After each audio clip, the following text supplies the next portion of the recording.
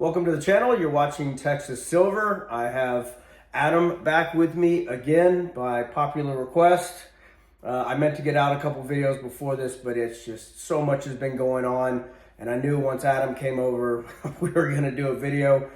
He's going to go hunting again. So my place is in the middle on the way to where he's going. So he stays here. Plus it gives us a chance to make videos. And speaking of Adam, there was a number of comments in my comment section saying that Adam needed to have his own channel, that he was well-spoken and knowledgeable, which I agree. So I somewhat pushed him, and so he is going to start a channel, and I'll let him talk about it just a little bit. Sure. The channel is Full Bore Silver, bore as in bore of a gun barrel. And what we're going to do is talk about silver price action, technical analysis, macroeconomic events, international demand, the spoofing and manipulation that the big banks do, and recent highs, where silver might be going price per ounce wise. General overview. I watch a lot of the big channels and then do technical analysis and trading, futures wise, stocks, options, and so kind of aggregating all that information, and hopefully I can help a few people out. Cool. Yeah, he's very good when it comes to all the technical stuff. I don't understand all that, but he does day trading and all that. I just buy the physical, put it back. Are you going to have anything like preparations or anything like that? Or are you just sticking to silver? Yeah, we might sidetrack a little bit onto preparations, maybe even some hunting, food storage, water, ammo, all that good stuff, but it's primarily going to be silver. Yeah, cool. Yeah, I just hadn't asked you that. I figured it was going to be mainly that, but I wasn't sure what you were going to do. Because for the most part, I talk about silver on this channel, but I'll talk a little bit about gold and then preparations and all that. But I guess let's get into it. I didn't write any notes for this. I'm just going to have a conversation with a good buddy of mine. I know he has some stuff that he wanted to talk about. But the last, what has it been, about 3 weeks have been crazy. We had a good pullback. What was it, about $8-10 from the highs? Sure. I know someone's gonna beat us up. Okay, it wasn't all-time highs adjusted for inflation, but nominal Price per ounce. Yeah, Yes. the highest. And we were looking at the spot price. I was looking on SD. And it was a little over $59 an ounce. And then you said the futures were... Sure. Futures were breaking through 59.50, and wow. Incredible strength here in the off hours. International markets driving it, unprecedented demand. Shanghai Gold Exchange, China, India, South Korea. Just read that South Korea put in a $76 billion order through Shanghai Gold Exchange. So more and more the Western paper markets are less of a factor, and a lot of the silver market is shifting to the east, which is interesting. Right. So yeah, everything that I'm hearing, it's probably going to be $60 to $70 an ounce by the end of the year, which, I mean, we're at 60, so I follow Michael Oliver. He made that call. Looks like he's going to be right on that more than likely. But a lot of other people that I follow are calling for that. And then most people are saying $100 silver by next year. I don't, most are just saying next year, but Michael Oliver, he's put his neck out there and he's saying, I think he said by April. Sure. So I don't know if that's beginning of April, end of April, but so... it's an incredible confluence of events that's happened in 2025. So we have unprecedented money printing. The Fed is using the repo instrument to inject more liquidity into the markets. S&P recently at an all-time high, dollar debasement, but again, the international demand. But just looking at the Fed repo, and I want to get this right, so this is all since October 31st of this year. $50 billion, October 31st, the Fed injected more liquidity into these markets. Late November, another $24 billion. early December, as in yesterday, another 13.5 billion. This morning, 3 billion in the AM, and then this afternoon, 9.25 billion. So you're looking at $100 billion infused basically in the last month. Liquidity. It seems like crazy frenetic behavior. Part of me thinks that this is some sort of veiled bank bailout. Yeah. There is some sort of liquidity crisis happening with especially regional banks.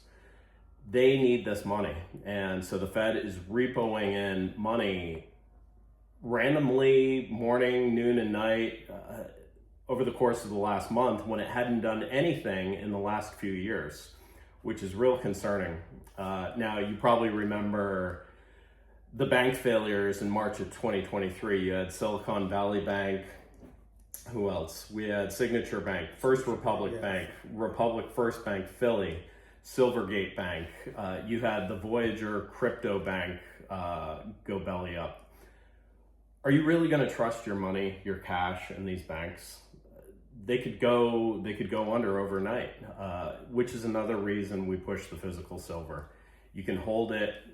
You're the custodian of real assets rather than these paper assets. These banks don't even have the money to cover when there's a run by people trying to get their money out. So, you've got these confluence of events. You've got the Fed repo. Now you have monstrous orders coming out of the East, like the huge order out of South Korea. Then you have the Japanese carry trade, which I'm sure a lot of people have heard about.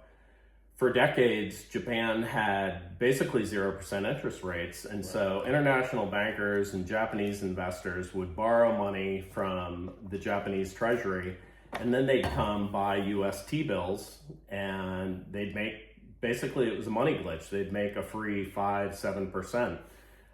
You'd use it too, right? If you could borrow $1 and then make $1.50 on it. But Japan has all of a sudden spiked their interest rates to protect their own currency.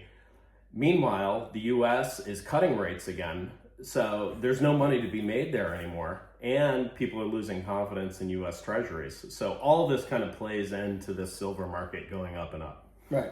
Well, you've got the Fed that, when did they end quantitative tightening? Was it December 1st? Yes. Okay, yeah. So they ended that. So what does that mean they're doing? They're turning on the money printer. So they're going to print more fiat.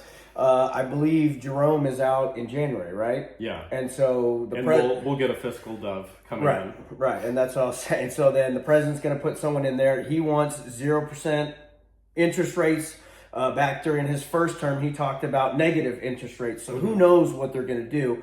And I don't know if everyone knows this, but to get the bond prices to drop, they have to get in it and purchase those. So that's more money printing, or I shouldn't say money, more fiat printing. Mm-hmm. And so I'm sure these metals are sniffing out what's going on. Gold and silver are a bellwether to what's going on with the fiat system. So I think there's going to be tons and tons of printing. And from what I understand, the amount they're going to have to print to get down to zero or near zero is going to make '08 look like a walk in the park. So sure. That's why I stack these metals. Gold is, more stable, but I think the reason why I do silver is it is money, but it's strategic. It's a precious metal. It's money, and the U.S. just made it a critical mineral. Russia made it a critical mineral. Mm-hmm. China made it a critical mineral, and it may be strategic, critical, whatever term they use. But everyone is waking up and realizing, wow, there's not as much of this out there, and there's no way to bring more silver online quickly. And so the only fix is to raise the price. Sure. Well, the bankers, they had a good deal going for 5 decades, and even before we were talking about the 1873 silver theft by the U.S. government, which is a whole nother rabbit hole. But they had a good deal with these future contracts, and we were talking about this earlier. there was just a WikiLeaks document that leaked about a State Department memo that basically said that the gold futures contracts, which were invented in 1974, were an instrument to manipulate gold pricing. If they could increase the amount of volatility in the gold markets, people would be less apt to hold physical gold. And they did the same thing with silver. I believe it was 1971 that they introduced silver futures contracts. Gold was 74, I believe. And so these bankers have they've made billions and billions and billions over the last 50 years, selling futures, running the price down paper-wise, and not having the physical metal to back it up. Well, now you have international markets, and you have China and India and huge investors standing for delivery. I believe it was a few days ago, somebody stood for a 44 million ounce delivery of silver. Typically what they would do is they would buy these future contracts, they'd make profit on them, or they would go down. But if they made profit, they would just roll it into the next month. Well, they didn't roll the contracts this time. They stood for delivery. And coincidentally, you have the CME have this major outage on Sunday night. Right. And so they just turned the switch off. So, sorry, we lost power. So it gave them time to scramble, get more Fed liquidity injection, and possibly cover these APs that are standing for delivery. So yeah. So I called Bill the day that happened, and I said, I'm sorry, Bill Holter. He's been on the channel. If you don't know who that is, check him out. He's on people's YouTube channels all the time. But anyways, I was like, what's going on? And so he said, I'm hearing this, and he talked about that entity that was standing for delivery. But he was like, it's rumor right now, so don't put it out there. But he said something broke in the system is what he told me. He said, whether it's this or something else, but he said, this is not normal. Something broke. And then what was it? The other day we had a 6% move in a day, which I don't know if that's the largest in history, but that's a 2% move in a day is big. So 6% was, that's probably trading like a tech stock. Right. That's probably a historical move. Sure. But yeah, I was watching another thing I wanted to mention. I was watching Egon von Greer's, really smart guy. He's over from somewhere in I don't know, Great Britain. I don't know where he's from. But anyways, he owns a huge gold vaulting company. And what he was saying about silver is now everyone's figuring out they need the physical. You can't use paper to build solar panels. You can't use paper to put in all these electronics. And so the world has woken up, and I think everyone is scrambling. Sure, and we've talked about the data centers, the AI, all this build out. We're in Central Texas. It's monstrous. You go by the Tesla gigafactories, Samsung, all the chip companies that are all over, and they're just building. They need the most conductive metal on earth to be able to do these build outs. Also, they need energy. How are they going to get it? It's not going to be from the wind farms out in West Texas that stop spinning after 3 years. It generates 3 or 5% of Texas energy. They're talking about nuclear power plants being built. So each new nuclear power plant requires 4 million ounces of silver. And then they have to replace the rods every 5 years. There are currently 440 nuclear power plants worldwide, and they're going to build another 170. With the 170, you're talking, almost over 600 million ounces of silver per year. The annual production is only 830 million ounces a year for silver. Where is the silver going to come from? People are reading the writing on the walls right now. And especially these countries that are industrializing a lot faster than the U.S. You're talking about China and South Korea and some of the countries, they know this is a critical mineral, and that's why they are accumulating, and they're actually using the fraud by JP Morgan and Deutsche Bank and these that are artificially keeping silver pricing low to buy on the cheap. So, what they're doing with the futures contracts and the spoofing and the shorting and all that by keeping these prices low, they are actually helping our quote unquote enemies like China, Russia, etc., accumulate cheap silver. Yeah, it was. I think it was India. Maybe one that you were searching for, but yeah, they want to electrify like China is with all these solar panels, and so right now solar panels are cheap relative to what they're going to get. So they're I'm sure they're trying to accumulate as much as they can at these prices. That way they have their stockpiles. All these different industries. Probably Apple and Tesla, they're probably backing up the truck too, putting this stuff back if they're smart, because they know that they need this stuff. And yeah, the smart money is waking up. That's what I do. I'm trying to do what the smart money is doing. And unfortunately, here in the West, I think most Americans are still asleep to this. I had an interesting phone call with Jeremiah today. JB, he has a channel. Go check his out. I'm sure you've seen him on the channel or me on his. But what he was saying is he has a buddy that's in the pawn shop business, and he said people are just selling, and they're selling to make ends meet. And I told him, and he's like, dude, I think so too, but what they could be doing is everything that's going on, they're wiping out the middle class, the little guy. All these people are turning in all their silver. So instead of saying, hey, turn in your silver, we'll pay you for it, like they did with gold, and I guess they did it with silver too. I watched a video today and I was like, wow, I didn't realize they did that. But they had Americans turn in silver as well. But this could be a way they're inflating everything in our lives to where people are having to resort to selling all their silver. And so they can steal. So then they're picking up all this silver, and because the U.S. now that it's a critical mineral, they're going to have to buy. They have to get their hoard of silver. Sure. So it may not be that, but it was just like, wow, that's a way to strip even more true wealth from the American public. Yeah, and it's not new.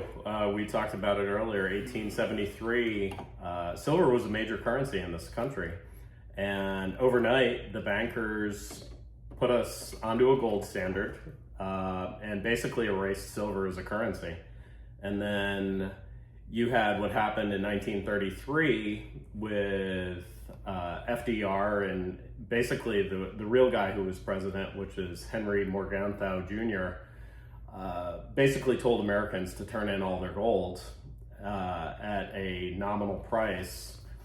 A year later, they repriced gold, and all those Americans that turned in their gold lost out on 75% profit of that gold.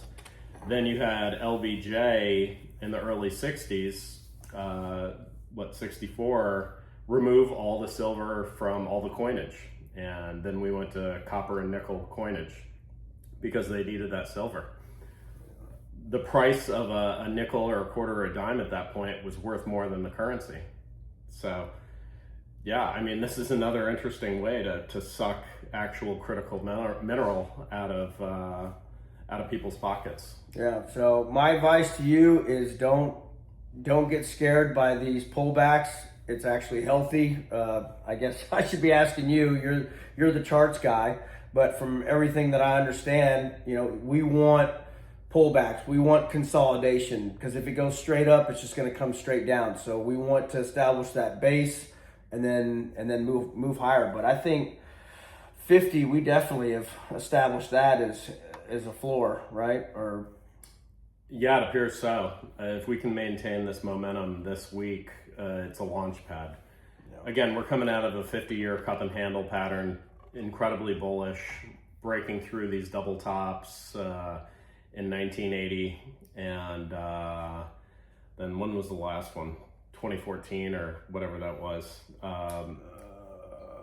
But we're breaking through these tops, and it's only accelerating. I mean, on the hourly chart, we're in another small cup and handle that just broke through tonight after they tried to bust it down this morning. And you know, we've got futures here at 59.50 as we speak. So they can't keep this thing down. That's awesome. They can't use the old tricks anymore. Yeah, but I mean, and I could be wrong on this, but I've always been of the opinion that they've suppressed it down, and then once this thing breaks, they're gonna manipulate it to the upside. I could be wrong on that, but I think the sky is going to be the limit, because there's only so much out there to mine, and we're consuming it faster than it can be produced. And I mean, we have to have it. Probably 90% of our technology, everything that we have today, would not be here without silver. So I could be wrong on this, but I think there could be a point where silver is actually more valuable in fiat than gold. But you know, I could be wrong on that. But I think there's definitely room for more potential silver-wise. Sure. I do hold some gold as well, but silver's the focus, and physical silver, of course. Trade in and out of some miners, and avoid SLV like the plague, but you've got silver junior miners, SILJ, some of those ETFs kind of trade in and out, but your focus definitely should be on the physical silver. Cool. Do you have anything else that you wanted to cover, or? I think that wraps it up. Please come see my channel, Full Bore Silver, and again, wanted to give a huge thank you, shout out to Texas Silver here, and those associated with Aaron, Bill Holter, and Jeremiah Babe, and some of the others that I follow. Try to aggregate as much information as possible out of these channels, add my own spin to it. Yeah. And keep stacking. Cool. Yeah, I'll try and remember to put a link to your channel down there, but Full Bore Silver, right? Yes, sir. Okay. I think he's going to end up uploading this video to his channel as well. It's getting late, so we were going to make 2 videos, but I got doing groceries and whatever, so it's getting late. I got to be up at 4:30 a.m., so I'm going to upload this here, but yeah, come check out his channel. He is probably going to be a lot more consistent with his videos. He's got a little bit more time, I think, than I do. Me having a full-time job, it's hard, 60 hours a week. You know, he does some day trading, morning hours, and then your work day's pretty much done, right? I've got some real estate commitments and a couple other things going on, but I really keep an eye on these markets and the technical analysis. So going to try to kick out these videos and have it as polished as Texas Silver. Yeah, well, it used to be a mess. I'm getting better, but So yeah, come check out his channel. Thanks for being here. Like, subscribe, share, do all those things. Thanks for being here. God bless. And I guess until the next one. Yeah. Peace. Take care.